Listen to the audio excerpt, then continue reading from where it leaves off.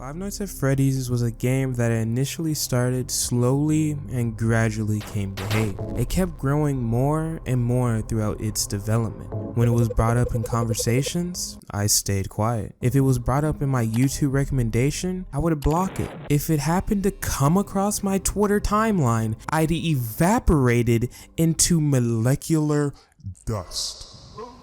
But then I began to ask myself, why did I hate FNAF? Then I had an epiphany and came to find out I really don't hate FNAF. Shocking, huh? I think it was because I've forgotten about the past content and what I loved about the series. The main reason for this forgetfulness were growing up and seeing a lot of game titles that I wasn't happy about. So today, I'm going to go over why I love Five Nights at Freddy's in the first place.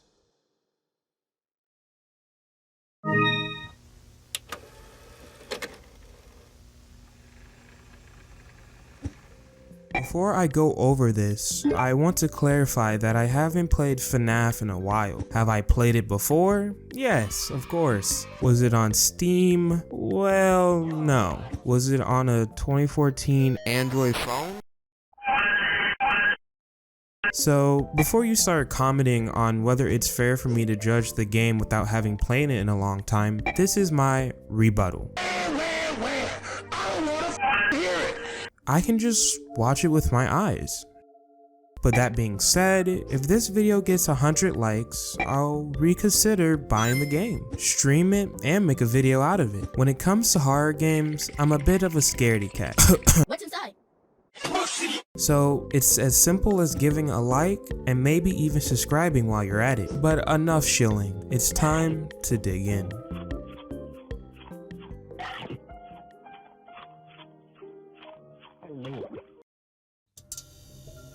Before we talk about the title, we need to discuss the competition that surrounded FNAF when it released in 2014, on the 8th of August to be exact. Interestingly, PT was released on the 12th of the same month. Then, if we sprinkle some past games and future games that came out around the same time, we have this interesting timeline. When you look at this catalog of video games, you might expect this small indie game to get swept up or overshadowed, but in reality, it didn't. Somehow, some way, this small game grew, and it grew exponentially quickly at that. YouTubers started to pick the game up. Markiplier, Darko, Game Theory.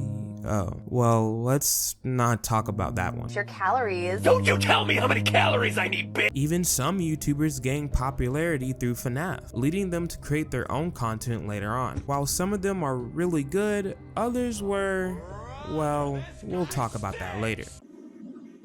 We do not care. So, in order to understand the popularity and why also I enjoyed it myself, we need to go into 3 separate categories: sound, gameplay, and lore. We'll explore how each of them works individually and how they come together cohesively.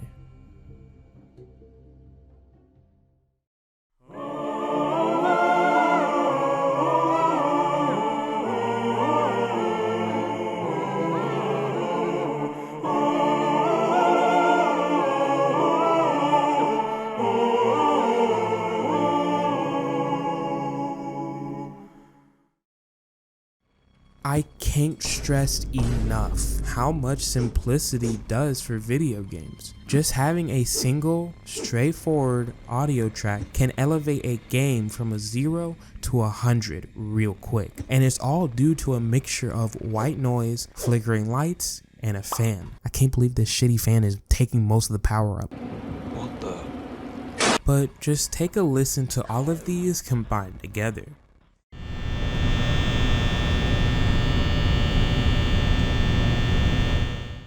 It's so simple, and yet it's incredibly effective. While you're just sitting there contemplating how you got here, your mind is cluttered with all these audio distractions. And don't think I forgot about those small interactions. To your left and right, you have lights that can be turned on. Turning them on will create this discomforting noise that sounds like the lights will give out at any moment, giving you a whirring feeling.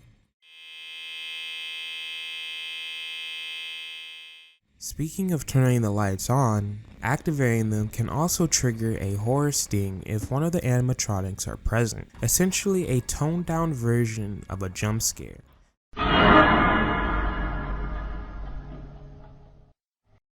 The lights can also malfunction or be sabotaged and stop working altogether, emitting an error sound instead of the usual buzz. If you hear this error, it's pretty much game over.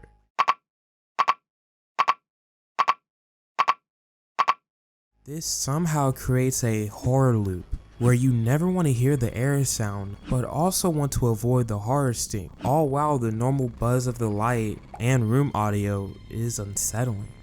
But that's not the only thing you can control. You have two other sources as well, the door and your cameras. We'll save the cameras for gameplay later on and focus on the doors for now. The only thing that keeps you safe, but also feels robotic. So, parallel to the lights, you can activate the doors as well. There's no other audio than this big clanking doors shutting down below your feet. This plays into protecting you, but also creating more possibilities for more eerie noises to play. Well, only one, but still. The clanking of the doors add weight to the situation and to the noise, with an added echo effect to boot, letting you know it's louder than you might expect, and the building might be not too small.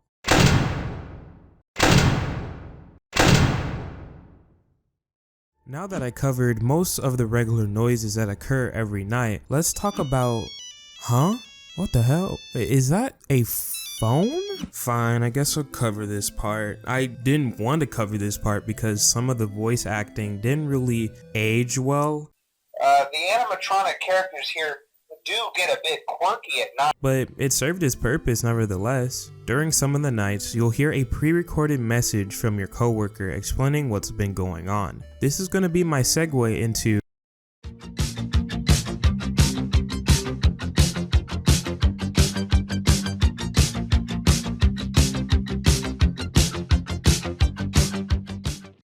Don't worry, I'll keep adding on to sound while also explaining gameplay, cohesive style.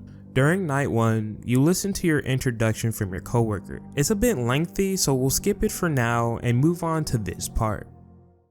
If I were forced to sing those same stupid songs for 20 years and I never got a bath, I'd probably be a bit irritable at night too. You show them a little respect, right? Okay. So just be aware, the characters do tend to wander a bit. They're left in some kind of free roaming mode at night. They tend to roam at night? That should give you the inclination to use the cameras that I mentioned not too long ago, using it to switch through different areas to check where the animatronics are. Let me give you a rundown of this building. You have a total of 11 cameras to check out. The stage, dining area, restroom, pirate cove, supply closet, kitchen, west and east hall, and your office. And don't forget about the backstage as well. Since you're already in your office, it's not really a camera. And the west and east hall has corners you can check out. We'll talk about this later, but surprisingly, the message helps out with gameplay, keeping you alert and informed about what's going to happen. Even though the delivery of the voice line was shaky, I believe it got its job done, informing the player that you need to use the camera system to stay safe. But oh, just you wait. That's not all he says. Remember when I mentioned that the lights can trigger a horror sting? Well, he also mentions that if the animatronics see you, they will mistaken you for an empty endoskeleton and force you into one of the suits in the back. You need to hang up that computer call.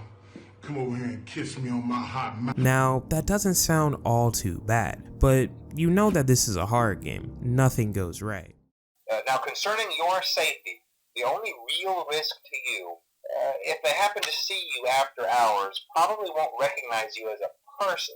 They'll most likely see you as a metal endoskeleton. They'll probably try to forcefully stuff you inside a Freddy Fazbear suit. Now, that wouldn't be so bad if the suits themselves weren't filled with cross beams, wires, and animatronic devices. So you can imagine how having your head forcefully pressed inside one of those could cause a bit of discomfort. Now that we know if they see you, you definitely don't want them to catch you. I want to live! You might be thinking, if there are doors, why don't we just keep them shut forever? Well, you're silly. That's where the power system comes in. Like I said before, how you can use the lights, doors, and cameras, all of these actions come at a cost. You have limited power that drains with every usage of your actions. Even sitting there doing nothing takes power away. Dumbass fan. Adding more stress on top of auditory distractions and the movements of the animatronics. And don't you worry, our friend, the phone guy, mentions it briefly at the end of the call. Yeah, they don't tell you these things when you sign up. But hey, first station of the breeze. I'll chat with you tomorrow. Check those cameras and remember to close the doors only if absolutely necessary. Gotta conserve power. Alright, good night. Man, what would we do without him? But seriously though, you don't want to run out of power. Hello?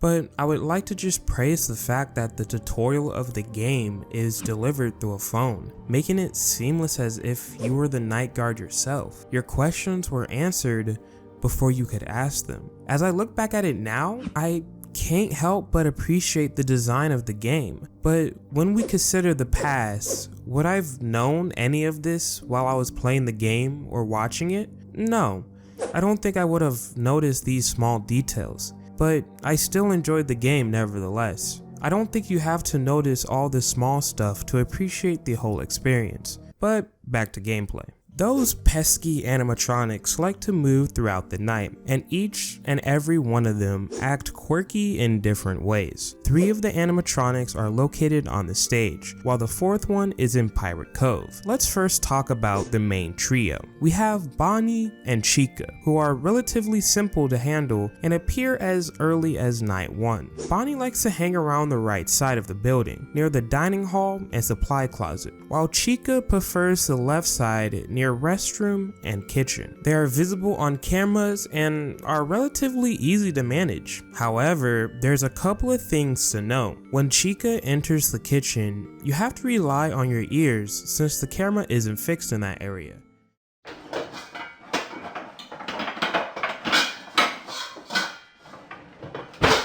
Then we have Freddy, the main mascot of the franchise. He likes to come out around night 3 and beyond. He's like Chica with his pathing, but has a unique way of attacking the player. He doesn't wait in front of the doors, but just outright attack you. Can kill while you're on the cameras or if the doors are left open. And it's kind of trickier to spot him compared to the other 2 animatronics. However, there is another method to handle him, relying on your ears once again, listening for his eerie laughters as he draws near. If you can no longer see him near the East Hall, it's best just to close them doors. Let's go over a checklist to understand the situation better. Ominous room audio and small audio interactions creating an unsafe environment and uneasy feelings.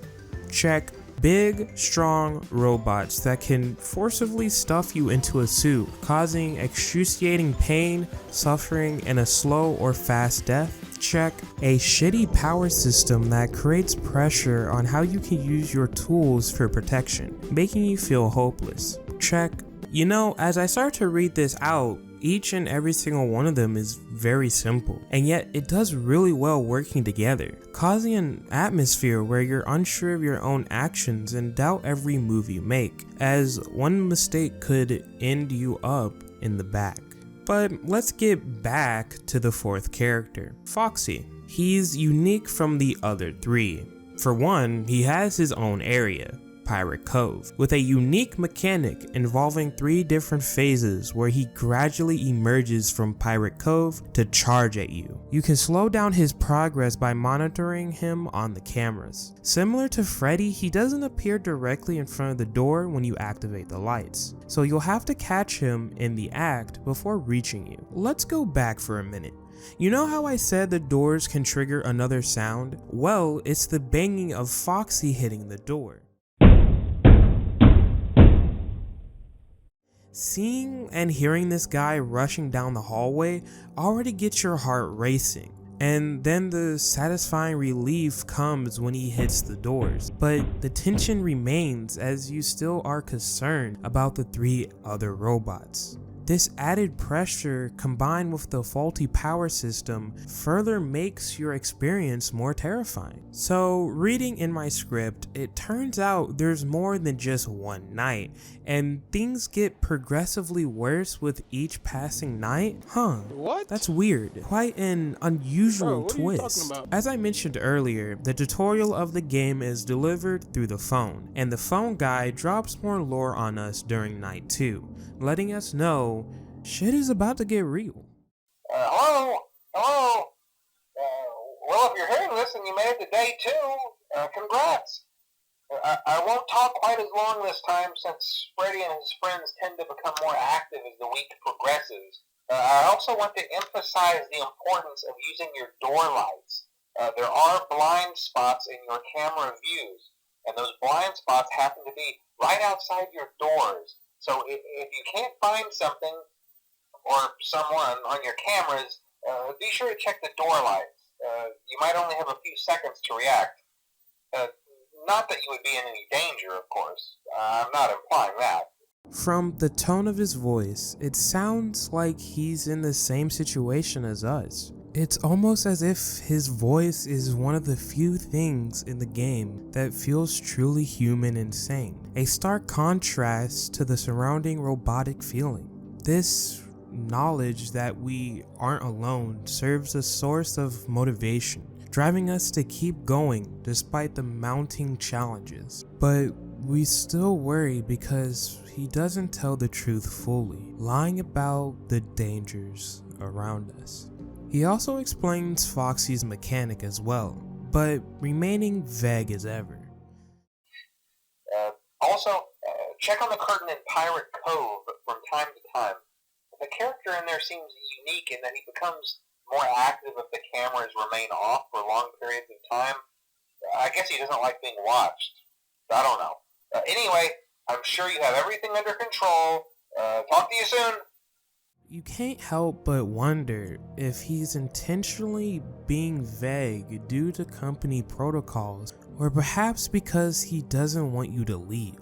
It's as if he knows that if you were to leave, he would be alone again. But night 3, things change drastically. He talks about how people don't usually work here longer than 3 nights. This could be either due to insanity, fear, or maybe death. But he's not allowed to speak about it, just brushing off that comment. Hello. Hey, you're doing great. Most people don't last this long.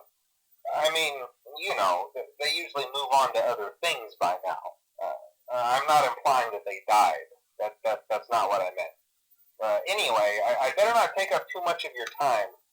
Things start getting real tonight. He also gives you really shitty advice about playing dead. What is blood waffling about? But with a haste, each conversation he manages to always end on a cheerful note. Yet, as they say, all good things must come to an end. Night 4 marks his final moments as he confronts the untold horrors lurking in the darkness. Oh, hey. Hey, wow, day 4. I knew you could do it. Hey, listen, I may not be around to send you a message tomorrow. It's been a bad night here for me. I'm kind of glad that I recorded my messages for you when I did. Hey, do me a favor. Maybe sometime you could check inside those suits in the back room. I'm going to try to hold out until someone checks. Maybe it won't be so bad. I always wondered what was in all those empty heads back there. You know. Oh no.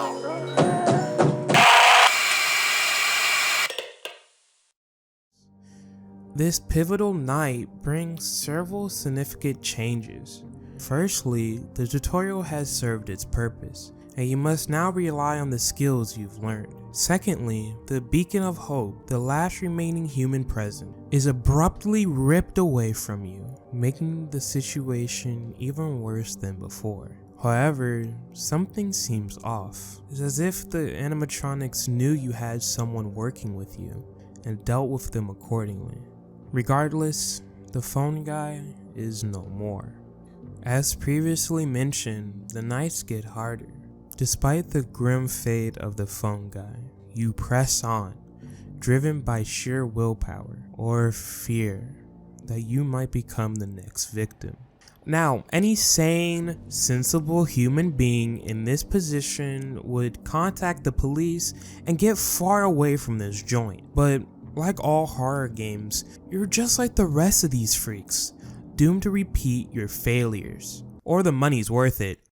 Oh, wait a minute. Nope, that shit ain't paying for nothing. Yep, you're a feral human being. Night 5 is one of the hardest nights, and somehow the phone rings again. You anxiously await the familiar voice you've grown accustomed to, but instead, you're met with this unintelligible words and garbled sounds that resemble a threat against your very life.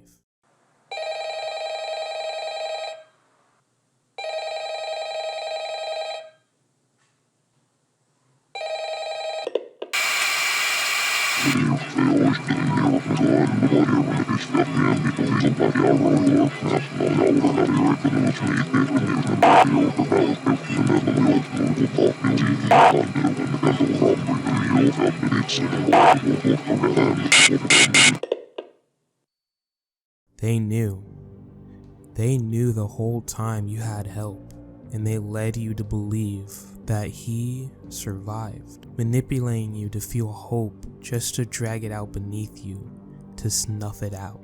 Now, this is some impressive sound design and storytelling. And with that, the shit show is over. Surviving all 5 nights at your shift, you get your paycheck.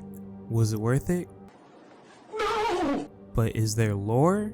See, chat, I'm really good with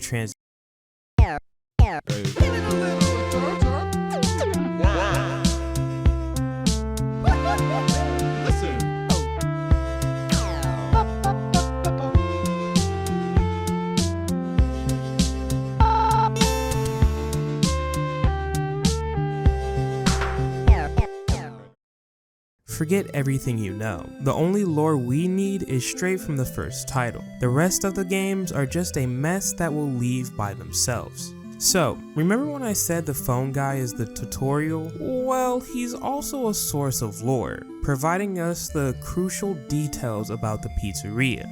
Let's revisit night 1 and listen to that introduction part. Let's see. First, there's an introductory greeting from the company that I'm supposed to read. Welcome to Freddy Fazbear's Pizza, a magical place for kids and grown-ups alike, where fantasy and fun come to life. Fazbear Entertainment is not responsible for damage to property or person. Upon discovering that damage or death has occurred, a missing person report will be filed within 90 days or as soon as property and premises have been thoroughly cleaned and bleached and the carpets have been replaced. Blah, blah, blah.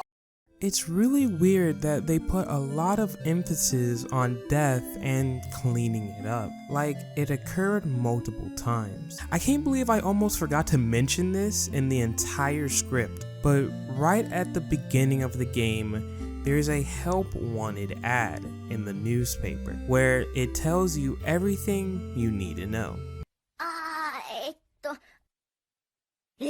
Nevertheless, this helps with the setting, letting you know what you got yourself into. But all we know is that you're a night guard in a pizzeria. So we look for some important clues. And well, this part is my only criticism, or well, second criticism. To learn more about what unfolded at this location, you need a stroke of luck. The camera in the East Hall corner has a poster that reads, "Rules for Safety," and it appears perfectly normal. Until one night you get lucky and see that it changed. There are in total 4 posters, and I guess this detail could be seen as a nitpick if you really wanted to know more about the story, but the game was community driven anyway, so it's not too bad either way, just unconventional if you wanted to do it by yourself. So let's go over each poster. Starting with kids vanishing at a local pizzeria, bodies not found. 2 local children were reportedly lured into a back room during the late hours of operations at Freddy Fazbear Pizza on the night of June 26. While the video surveillance identified the man responsible and led to his capture the following morning, the children themselves were never found and are presumed dead. Police think that the suspect dressed as a company mascot to earn the children's trust. I really like how the posters give story and depth through the world, but a third criticism I have to have is that the dialogue of each poster feels really poorly written, and I feel like it should have been written out more thoroughly and made sure there was no error. I don't want this section to be any more longer than what it is, so I'll talk about this at the end. From reading the poster, I suppose that's why they included mentions of death or discovering of dead bodies in the clause, so that they're not liable at the end. It's disturbing that this business would rather keep operations going on instead of helping the missing children, but I guess that's money talking. Why would you stop when you're already ahead of everyone else? Let's check out the second poster. 5 children are now reported missing, suspect convicted. 5 children are now linked to an incident at Freddy Fazbear's Pizza, where a man dressed as a cartoon mascot to lure them into a back room. While the suspect has been charged, the bodies themselves were never found. Freddy Fazbear Pizza has been fighting an uphill battle ever since to convince families to return to the pizzeria. It's a tragedy. Now the story is progressing. A suspect has been caught, and yet the children's bodies are still missing. We don't know who did it, but they were clever enough to hide the bodies where nobody would think to check. I don't know what's more disturbing, the killer or a business attempting to downplay the tragedy. Reminds me of another business actually, with a rat as its logo, but let's just move on to the next one. Local pizzeria threatened with a shutdown over sanitation. Local pizzeria, Freddy Fazbear Pizza, has been threatened again with a shutdown by the health department over reports of a foul odor coming from the much-loved animatronic. Police were contacted when parents reportedly noticed that appeared to be blood and mucus around the eyes and mouth of the mascot.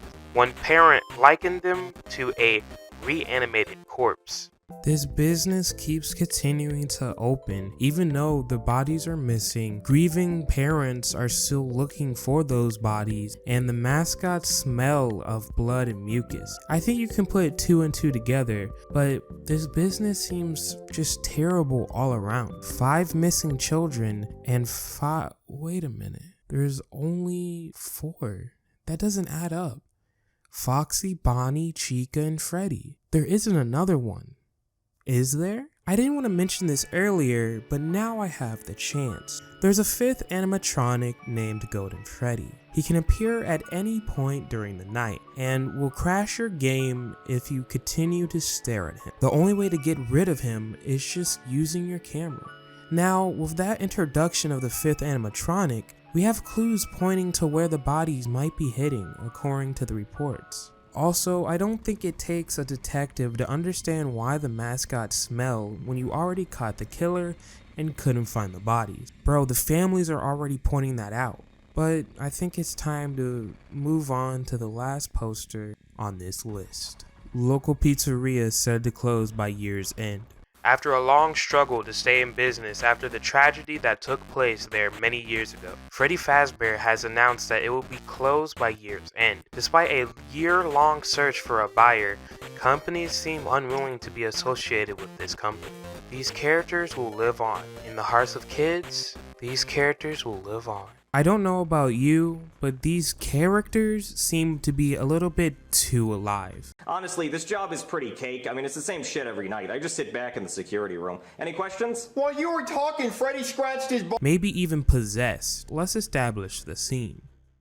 You stepped in the role of a night guard, entering a struggling pizzeria on the brink of closure by year's end due to a suspect. Despite the apprehension of this suspect, the whereabouts of the 5 missing children remain unknown, hidden somewhere within the building. There's an eerie sense that the animatronics are behaving unusual, more dangerous than ever before. Your objective? Survive these 5 nights and collect your hard-earned paycheck. Yep, seems to check out. The best part is that you can figure this all by yourself without looking up anything. It's not hard to find these small details and come to a conclusion. And I mentioned this not too long ago, but the game is community driven. This used to go along with different websites that would post the trailer and hidden lore to go along with the video game. The story is not fast, not slow, but just right, giving information to you gradually at a pace where you can take it all in. I truly don't know any other story that perfectly balances gameplay, sound, and lore in such a small window. Everything coexists together, creating an environment that's genuinely intriguing. For instance, the eerie moans of the animatronics may correlate to the lore, and the potential whereabouts of those missing bodies. Or maybe seeing Golden Freddy for the first time may be mistaken for a glitch. But once you read those newspapers, you could relate the fifth missing child to Golden Freddy. Everything seems connected to one another and leaves questions waiting to be answered for the next installment. Although this seems too good to be true, some of the subsequent titles fail to live up to the original story, spiraling down into a worse narrative than where it all began. But still, I love this game with everything I own.